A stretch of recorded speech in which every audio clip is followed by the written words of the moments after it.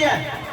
वो बच्चा स्कूल जाता है, हर रोज स्कूल से आता है, अपनी माँ का दामन खींचता है, मम्मी कब हम दूसरी में आएंगे, कब तीसरी में आएंगे, हमें बता दो। मम्मी कहती है बेटा दूसरी तीसरी क्या है, तू मेहनत कर, 10वीं 12वीं भी पास कर जाएगा। लेकिन वो बच्चा नहीं मानता है, हर रोज आता है, उसका यही प्रक्रिया बराबर रहती है।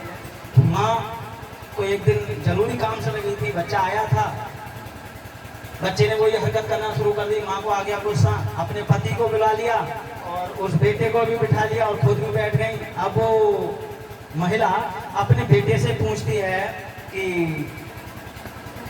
बेटा ये बताओ ये तुम्हारे कौन है।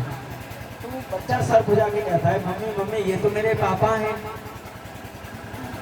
अब वो महिला अपने पति से पूछती है क्यों जी, आपको मालूम है ये बेटा आपका है।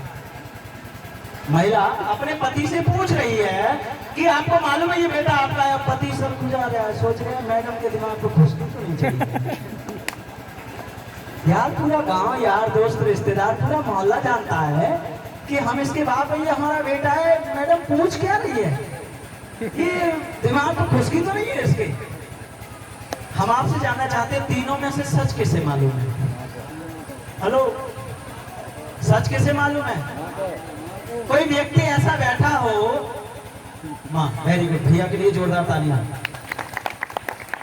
माँ को मालूम है ना सच। कोई व्यक्ति यहाँ ऐसा बैठा हो जिसने अपने पैदा होने से पहले अपने पिता की शक्ल देखी हो तो हाथ खड़ा कर दो, बता दो मुझे परिचय। अच्छा ये कह रहे पैदा होने से पहले शक्ल कैसे देख सकते हैं। वो कहते हैं ना कोख में पड़ के आया है, पेट में। कुछ लोग कहते हैं हमारी बुजुर्ग, जैसे मेरी बातें होती हैं तो महिलाएं आती हैं बहुत सारी मीटिंगों में, तो मैंने कई मीटिंगों में ये सुना है, बोले जब गठुआ गई तो पेट में दाढ़ी है। मेरे लिए लोग बोलते हैं, महिलाएं आती हैं, बोले जब गट्टा सा तो आदमी इसके पेट में दाढ़ी है, ना जाने कितनी बातें करता है। महिला को सुना है मैंने मीटिंग से जाते हुए। किसको मालूम है, माँ के लिए। माँ ने कह दिया और मैंने मान लिया कि यही मेरा बाप है, और इतना कर्रा मजबूत भरोसा कर लिया, किसी ने मजाक में कह दिया बोले तेरे ये वाले नहीं बेटा ये है, तो बोले गोली मार देंगे। हाँ या ना। मैं आपको एक किस्सा सुनाता हूँ। दो भाई होते हैं 19-20, बड़े भाई की शादी हो जाती है, बड़े भाई की शादी हो जाती है, और जब शादी होने के बाद उस दोनों पति पत्नी का जीवन 4-6 महीने वैवाहिक जीवन व्यतीत होता है।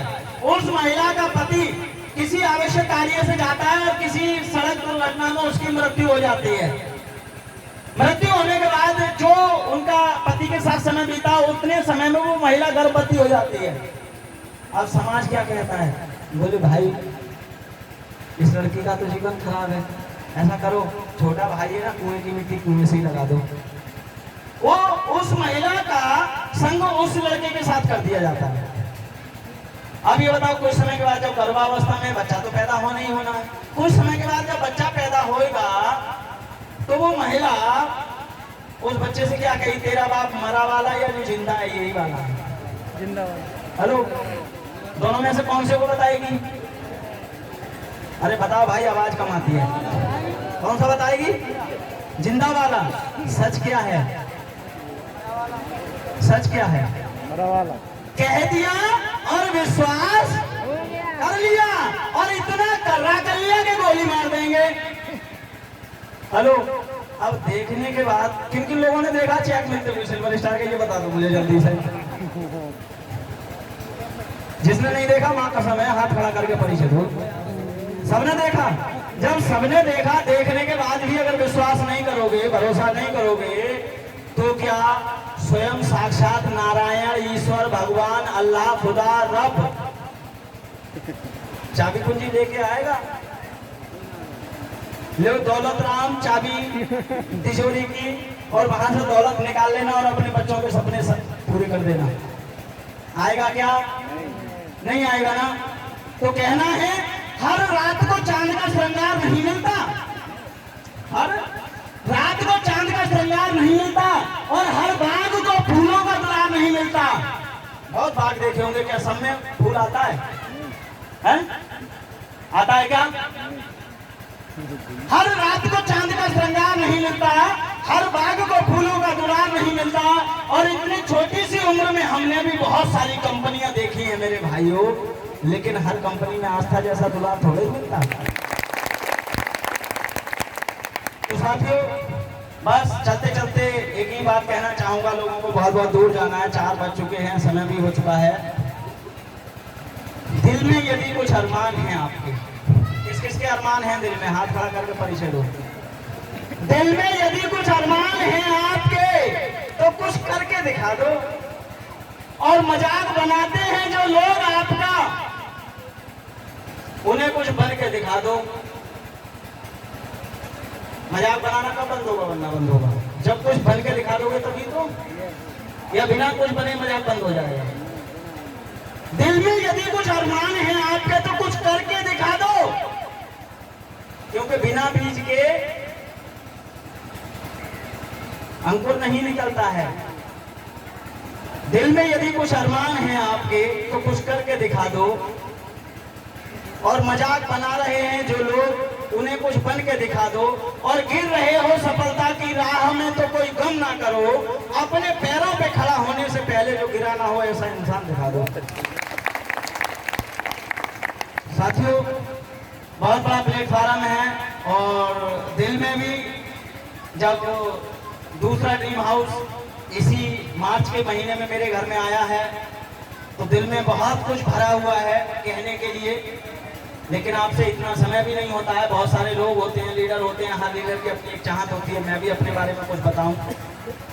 तो इतना अच्छा प्लेटफॉर्म है कि इस प्लेटफॉर्म की जितनी भी तारीफ की जाए उतनी ही कम है। चलते चलते मैं सिर्फ और सिर्फ एक ही बात कहना चाहूंगा आपसे कि आस्था की जितनी तारीफ की जाए उतनी ही कम है। और इस आस्था ने ऐसा अवसर मेरे जीवन में ला दिया है कि मैं शायद कैलकुलेशन आज लगाता हूं, जब भी कभी TDS पैड निकलवाने के लिए जाता हूं तो मैं अपना कैलकुलेशन लगाता हूं। तो कैलकुलेशन लगाने के बाद मुझे ऐसा लगता है कि ड्रीम हाउस वाकई ही एक वो सीढ़ी है जहां पर जो व्यक्ति पहुंच जाता है तो उस फल का स्वाद वही बता सकता है। उससे पहले का व्यक्ति शायद मेरे ख्याल से उस फल का स्वाद बता दे, तो ऐसा संभव है। तो लास्ट में इतना ही कहना चाहूंगा, ये पौधा आस्था का है, ये तो सबकी जरूरत है। किस किस की जरूरत है? सरकार ने नौकरियां बंद कर दी हैं, 5 वर्ष तक संविदा पे काम करना होगा, 5 वर्ष तक उनके डंडे खाने पड़ेंगे। और डंडे खाते खाते अगर बच भी गए तो 6ठे साल में ये कहेंगे, बोले तेरी रीढ़ की हड्डी टूटी है तो ये 6ठे साल में नौकरी नहीं दी जाएगी। मेरी बात समझ लेना, स्पष्ट दिखा दिया है। तो जब नौकरी नहीं है, अब तक तो गाना चलता था जब नौकरी मिलेगी तो क्या होगा, और अब गाना बन जाएगा जब नौकरी नहीं मिलेगी तो क्या होगा। तो फिर नेटवर्क ही होगा और क्या होगा या कुछ और होगा। कहने का मतलब है ये पौधा आस्था का है, ये तो सबकी जरूरत है। इसे लेना या ना लेना आपका फैसला यारो, इसे लेना या ना लेना आपका फैसला यारो। हमारा दिल ये कहता है ये पौधा खूबसूरत है, हमारा दिल ये कहता है ये पौधा खूबसूरत है। किस किस का दिल कहता है? आस्था एक अच्छा प्लेटफॉर्म है, किस किस का दिल कहता है? लेकिन भाई बिना बीज के कल्ला नहीं निकलेगा।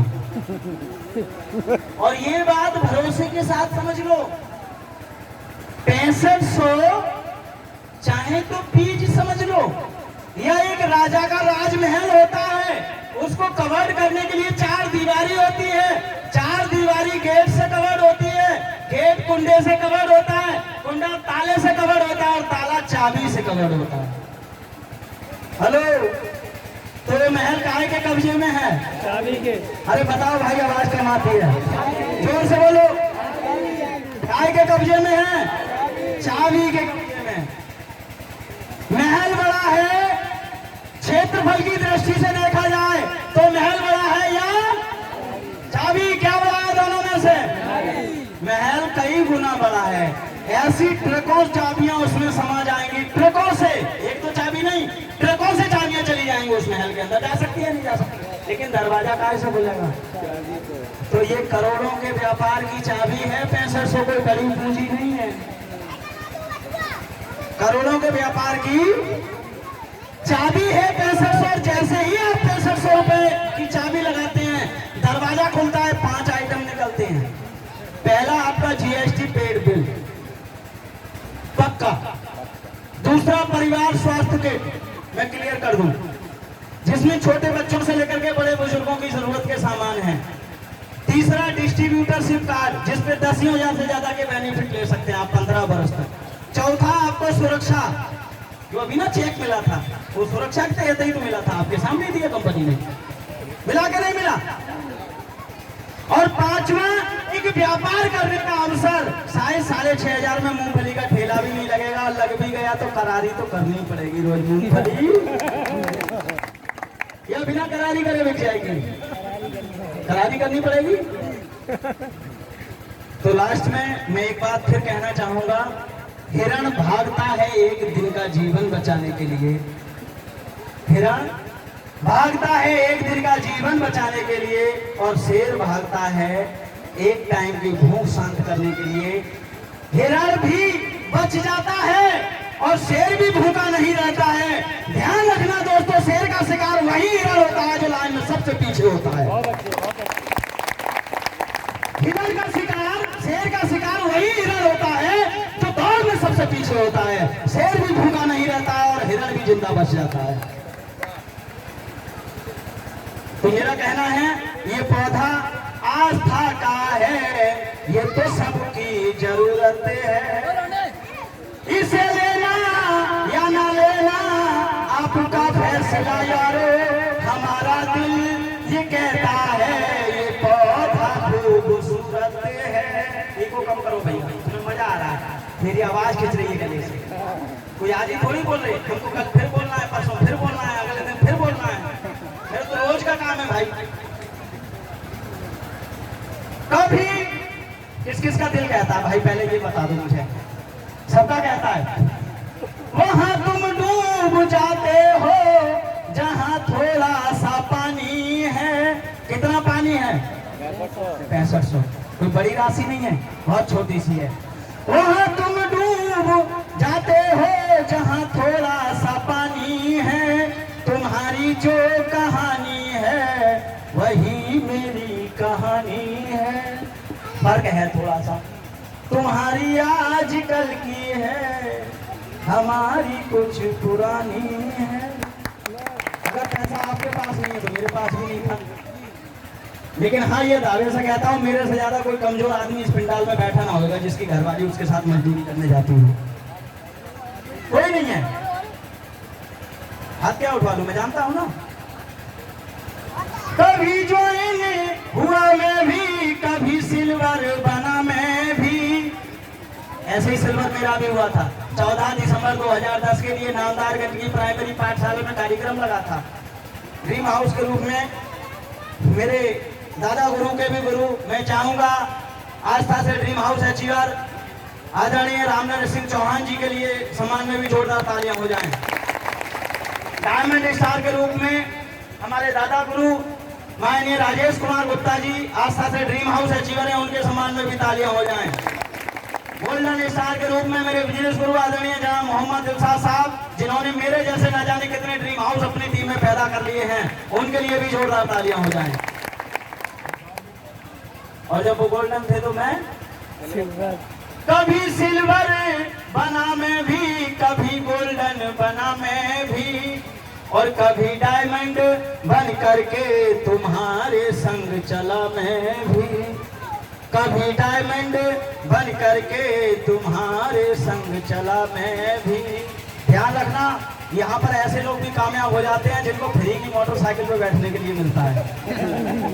बताया था, मतलब कोई भी चीज आपके अंदर है, अगर उसको लगा के तुम आस्था के किसी व्यक्ति के साथ चिपक गए तो निश्चित रूप से आपके घर में खुशियां आ सकती हैं। जो पौधा है क्या बताया, बोले साहब सबसे पहले हमने उन्हीं रिश्तेदारों को मिलवाओ जिनके यहाँ को गए ही ना है, क्योंकि हमें मोटरसाइकिल पे बैठे थे। चलो तो चालान कटाओ तो इनको कटाओ, तेल फुकाओ तो इनको फुकाओ, पिंचर हो गए तो इनके में हो गए। हाँ सही बात है, बिल्कुल लग जाओ। जो भी आस्था का लीडर है, तेल फुकेगा उसका फुकेगा, पिंचर होगा उसका होगा, चालान कटेगा उसका कटेगा। अगर पैसा आएगा तो आपके घर में आएगा, मैं दावे के साथ कहता हूँ। कभी डायमंड बन करके तुम्हारे संग चला मैं भी, किए वादे हैं जो मैंने निभाए हैं निभाऊंगा, किए वादे हैं जो मैंने निभाए हैं निभाऊंगा। इसलिए तुम्हें मेरी जरूरत है या नहीं है? पक्का दिल से हाथ खड़ा करके कहो, अच्छा तालियां बजाओ। जागरण वाले नहीं मिल पाते हाथ खड़े करके, दोनों हाथों से। तुम्हें मेरी जरूरत है, हमें सबकी जरूरत है, किए वादे हैं जो मैंने निभाए हैं निभाऊंगा। तुम्हें मेरी जरूरत है, हमें सबकी जरूरत है। ये पौधा आस्था का है, ये तो सबकी जरूरत है। इसे लेना या ना लेना आपका फैसला यारो, हमारा दिल ये कहता है ये पौधा खूबसूरत है। यदि आप आग के पास बैठोगे जाकर तो एक दिन उठोगे कपड़े जलाकर। यदि आप आग के पास बैठोगे जाकर तो एक दिन उठोगे कपड़े जलाकर। और यदि आप आस्था के फूलों में बैठोगे आकर तो मैं बड़े दावे के साथ कहता हूँ आप सभी लोग उठोगे निश्चित रूप से कपड़ों में खुशबू लगाकर, निश्चित रूप से कपड़ों में खुशबू लगाकर। यदि आप लोग मेरा साथ देंगे तो मैं एक थोड़ा सा सहयोग आपसे और लेना चाहता हूँ। मैं कहूँगा आई एम, आप कहेंगे और जो ना कहे आस्था, बुरा नहीं मानना। आस्था माने विश्वास, भरोसा। आप ज्यादा दूर जाएंगे, हम ज्यादा दूर जाएंगे। मैं क्या कह रहा था अभी मेरी बात चल रही थी, क्या बता रहा था मैं लोगों को, बताइए साहब क्या बात चल रही थी। मेरे सामने बिल्कुल राइफल जैसे ना गनर खड़ा रहता है, वैसे करके सीमा पे खड़ा होता है ना, वैसे करके मेरे सामने सिपाही की तरह 24 घंटे पसीना बहा रहा हूँ साहब, निकल रहा है पसीना, मेहनत भी कर रहा हूँ, तेल फूंक के भी आया हूँ, पागल तो नहीं हूँ।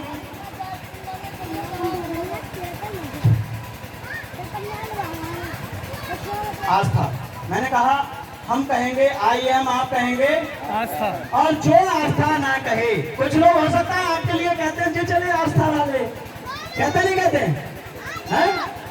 मैंने भी बहुत दिन तक बर्दाश्त किया था, बोले चे आए आस्था वाले। मैंने यार क्या किया जाए, कैसे मानेंगे कहना। तो उन्होंने कहा ना जो चले आस्था वाले, मैंने कहो बेईमान क्या हो रहा है। बोले भाई साहब सौर के बोले करो तुम पे पैसा है तो कमजोर तुम से कोई ना है। मैंने क्यों, मैंने कोई गाली दे दी? बोले बेईमान कह रहे हो तुम्हारी कब कर ली। तो मैंने कहा यार तुम आस्था वाले नहीं हो ना। बोले हाँ आस्था वाले नहीं है हम। मैंने कहा तुम अगर आस्था वाले नहीं हो तो आस्था वाले जो होते हैं वो भरोसेमंद आदमी होते हैं, और जो आस्था वाले हैं ही नहीं तो भरोसेमंद है ही नहीं। और जो आदमी भरोसेमंद नहीं होता उसे क्या कहते हैं भैया बता दियो।